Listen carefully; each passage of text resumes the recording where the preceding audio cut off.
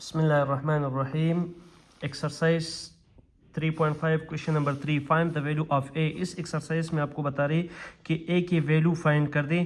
तो यहाँ पे आप देखिए ये डबल लॉग है। इससे पहले क्वेश्चन में हमने इसको सिंगल लॉग में कन्वर्ट किया था। हमारे पास ला है as log M to the base A plus log N to the base A. अगर एड हो तो वो किस में इक्वल होते हैं? Log of m n to the base A.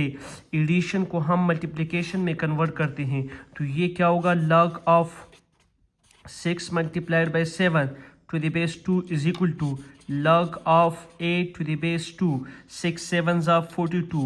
So log of 42 to the base 2 is equal to log of a to the base 2. अब यहाँ पे देखिए log to the base 2, log to the base 2 same to same आ रहे हैं। तो by comparing यहाँ पे हम लिखते हैं बाई कंपेयरिंग।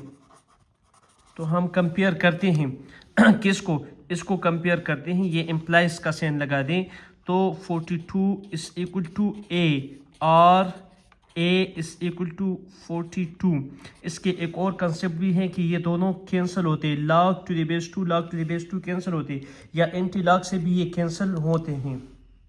पार्ट नंबर 2 की तरफ देखिए, log 8 to the base under root 3 log 5 to the base under root 3 log 8 plus log 8 to the base under root 3 minus log 2 to the base under root 3।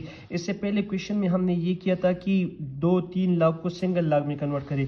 तो यहाँ पे 3 log है, इसको single log में हम कन्वर्ट करते हैं। log of 8 to the base under root 3 को अपनी जगह पे लिखते हैं। ये प्लस किस चीज़ में चेंज होते हैं? मल्टीप्लीकेशन में। log of 5 multiplied by 8 to the base under root 3 और minus log of 2 to the base under root 3 अपनी जगह पे होते हैं। तो 5 8 जा 40। log of a to the base under root 3 is equal to log of 40 to the base under root 3 minus log of 2 to the base under root 3। अब यहाँ पे देखिए ये सब्ट्रैक्शन किस चीज़ में चेंज होते हैं? डिवीजन में। सो log of a to the base under root 3 is equal to log of 40 divided by 2 to the base under root 3। तो 40 by 2 20 आता है। log of a to the base under root 3 is equal to log of 20 to the base under root 3।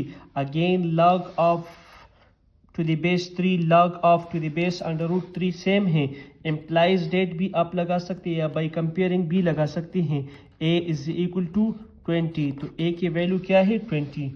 Part number 3 की तरफ आप देखिए, log r to the base 7 divided by log t to the base 7 is equal to log r to the base a।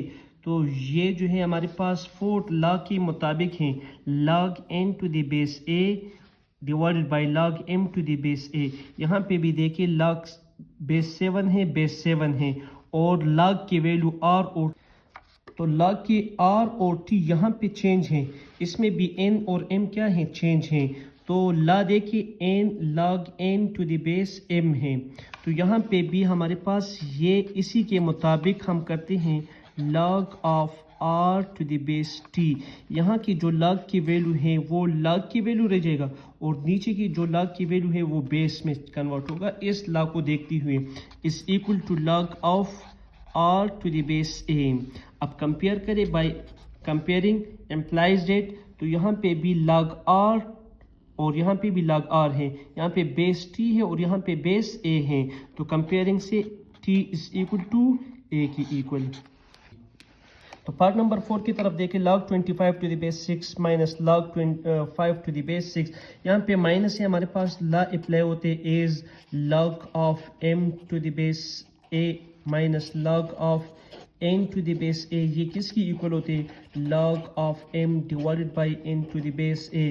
तो minus को हम division में convert करते हैं तो ये हमारे पास इक्वल होगा implies that log of 25 divided by 5 to the base 6 is equal to log of a to the base 6। अब 25 by 5 किसकी इक्वल है? log of 5 divided by to the base 6 is equal to log of a to the base 6। again base 6 equal है। by comparing आप comparing लिखे या लिखे this implies date, दोनों का एक ही मतलब है। तो a is equal to 5। आप यहाँ पे लिखिए 5 इज इक्वल टू ए और ए इज इक्वल टू 5। यहाँ पे ए की वैल्यू क्या है? 5 है।